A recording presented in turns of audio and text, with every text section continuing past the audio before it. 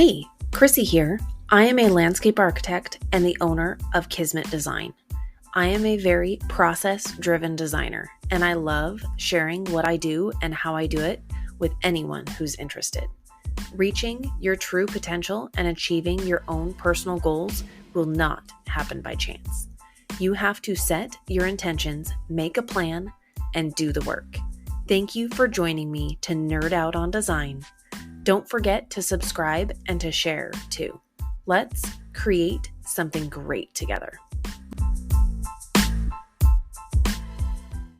Thanks everyone that's been patient while I've been on a little bit of a hiatus.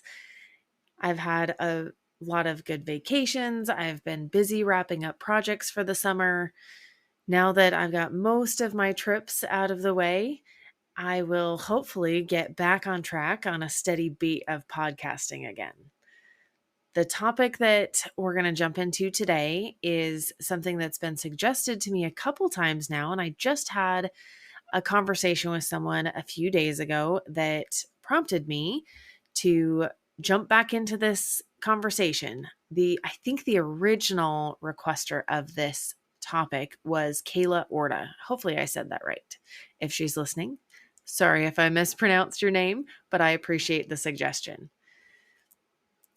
Before we jump into that, I do want to encourage anyone that's listening, if you have a topic or a question or an idea for someone who I should talk to and bring on the podcast, please reach out. I'd love to hear your feedback and your suggestions, and also share it with a friend, and don't forget to subscribe. As of, a couple months ago now, my business, Kismet Design, is officially 4 years old. For some of you, that seems like nothing, but it really has flown by. I've been designing for much longer, but being a business owner is a big milestone. I feel like I'm a newbie to being an official business owner sometimes, but 4 years is a fair amount of time to kind of get your feet wet. Many of my previous employment experiences allowed me to be an integral part of the business. And many of those opportunities, I had the opportunity to really feel ownership and have a key role in bringing in new business. One of the perks of working for small businesses is that everyone gets to wear multiple hats, and even as an employee, you can get exposure to all aspects of business. Acquiring new leads and prospective clients can be really challenging sometimes. It can be a challenge if it's just a slow time in the industry or the year, and it can be especially challenging for those of you just starting out. And oftentimes that means you're kind of unsure of where to start. I assure you, we have all been there, and you are not alone. Running a business is so much like parenting, it is not even funny. No one knows what they're doing. But to the outside, it appears as though everyone but you has it all figured out. And in the world of Instagram, it's even easier to look at all the beautiful photos and work being posted by colleagues and think to yourself, how does everyone else have so many great projects and great clients, and I don't even know where to look?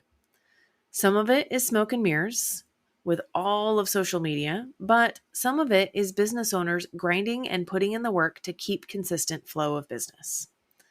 There's no perfect recipe to bringing in clients, but I will tell you from my experience, the two biggest factors that have helped have been relationships and exposure.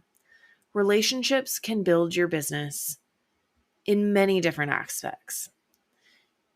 You can build relationships anywhere from the cashier at the grocery store or fellow designers and vendors. Even your best friend from high school can be a relationship that can help you build your business. You have to be bold, and you have to be willing to put yourself out there and to tell people what you do, where to find your information, and most importantly, who your ideal client is, who you serve. It doesn't have to sound like a sales pitch either. In most instances, it's okay to just come out and ask, do you know anyone looking for a landscape designer? I have had a lot of success with the relationships I have built with referral partners because of the conversation feels relevant and not like an out of the blue sales pitch. When I first started my business, I called vendors, contractors, and fellow designers to tell them about my business and let them know that I would greatly appreciate any referrals they wanted to send my way. Many vendors will also let you bring business cards or other marketing materials to post in their businesses. You can tune into that episode on building a business on referrals. I'll link it in the show notes. Exposure is the second key element to bringing in new work. If no one sees you or knows that you are out there, they won't reach out. That means being present online by having a website, social media accounts, love them or hate them, they do help, and making sure you show up on valuable search engines like Google. I know very, very little about SEO, so I won't pretend to give you any advice on that. You can do your own research there. Just know it's an important part of your online presence and availability to be found. When it comes to online presence, you have to do more than just be there. You need to be active. Comment and like other pages and posts. Follow other accounts. Encourage your clients, friends, and colleagues to like and promote your accounts. There's so much more to this, and honestly, I find that it's something I'm not very good at. I know the principles, but I don't always follow the rules, and I go in spurts of interest and motivation when it comes to social media. But it's all about being relevant and providing value. Another way that you can be present that I have had great success with and find effortless is having signage and logos, whether that's a sign in your client's garden that you just completed or during construction. I have logos on my car, and I could be simply driving to the grocery store or to drop my kids off to participate in a practice or a game or an event, and someone looking for a designer sees those logos and bam, awareness. One of my first car logo referrals happened in the Bartell's parking lot. I was going in to check my P.O. box. Someone stopped me and asked if I worked in the area and what types of projects I worked on. I gave them my card, and they turned out to be a fantastic client. I have had numerous clients contact me because they kept seeing my car in the neighborhood as I headed to check in on construction projects. In turn, many of the neighborhoods that I have projects in, I end up with 2 or 3 projects that follow. When I was just starting out, I would intentionally drive through neighborhoods that I wanted to work in. When I would park at the store or at a baseball game, I would park so that my logos were visible.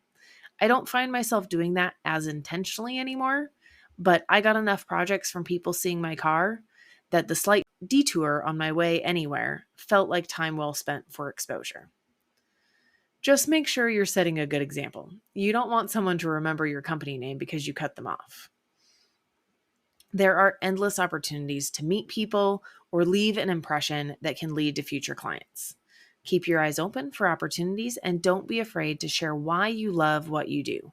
Your passion and professionalism will set a lasting impression that will bring you future business.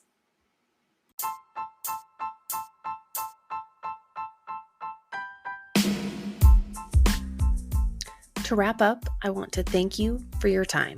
I hope the ideas discussed today have left you feeling excited and energized. As I build both my business and my life, I value the support and feedback you provide. I would love for you to reach out to me to let me know what you think, give me ideas, or just to connect. Please don't forget to subscribe and also share with a friend. Until next time, go create something wonderful.